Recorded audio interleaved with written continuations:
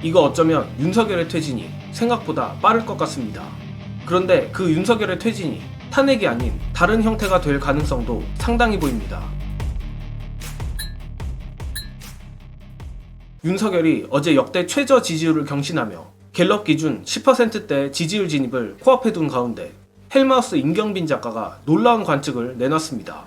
바로 국민의힘이 사실상 출당에 가까운 윤석열의 탈당을 추진할 가능성이 있다는 것입니다.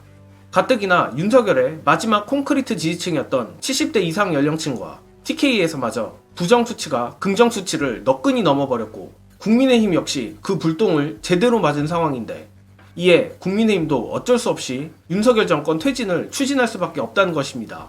다만 임경빈 작가에 따르면 서두에 말했듯 국힘 내 극단적 반란이 일어나야 가능한 탄핵 대신 다른 형태의 퇴진을 그것도 자기들이 먼저 추진할 것으로 보인다고 합니다.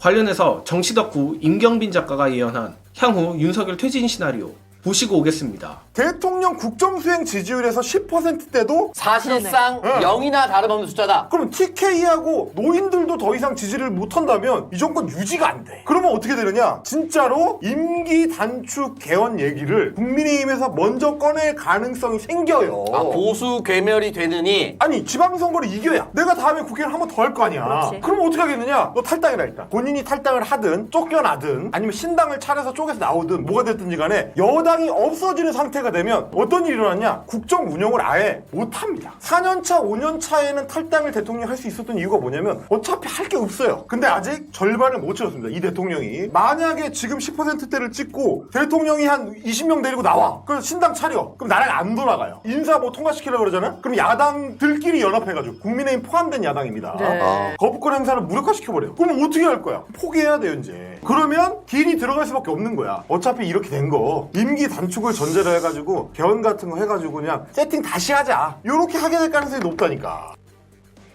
사실 윤석열 출당 후 임기 단축 개헌 시나리오는 어제 오늘 나온 얘기가 아닙니다. 제 기억이 맞다면 이미 총선 전 국힘의 패색이 짙을 때부터 이러한 얘기가 스멀스멀 거론됐고 국힘의 총선 대참패 후에는 언론에서조차 이를 받아쓴 걸로 압니다. 그런데 일종의 시나리오에 불과하던 이 윤석열 탈당 내지는 출당 시나리오가 최근 의료대란 이후 점점 구체적으로 거론되고 있습니다.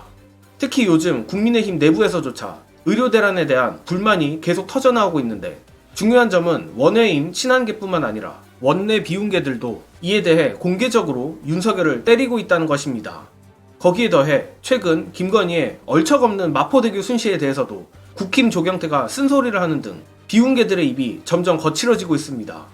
재밌는 건 이들의 공통점이 하나같이 총선 직후 김건희 내지는 최혜병 특검에 대해서 찬성 의견을 냈었던 인물들이란 것입니다.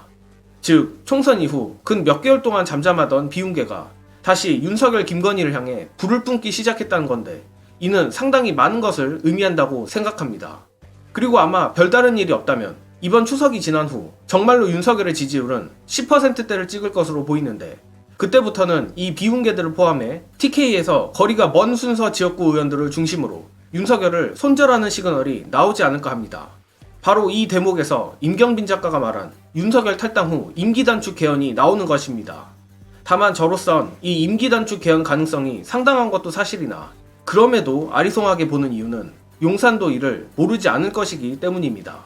예컨대 보수 진영의 입장에선 탄핵이나 임기 단축 개헌은 다를 수 있겠지만 용산 입장에서는 사실 다를 게 없습니다. 또한 자신들의 범죄를 방어해줄 백석이 없다면 어떤 대재앙이 닥칠지 가장 잘 아는 게 윤석열 본인일 겁니다. 그렇기에 윤석열로선 탄핵은 물론이거니와 국민의힘 탈당이나 임기 단축 개헌을 기를 쓰고 막으려 들 텐데 역시 그 무기는 검찰 캐비넷밖에 없다고 생각합니다. 특히 개인적으로는 다가올 10월에 공소시효가 끝나는 22대 총선 공직선거법 관련 검찰의 기소를 중요한 주안점으로 보고 있습니다.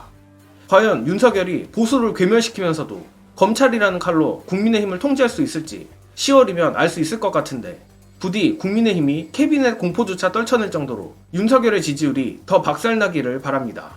이번 영상은 여기까지 하겠습니다. 시청해주신 여러분 감사합니다.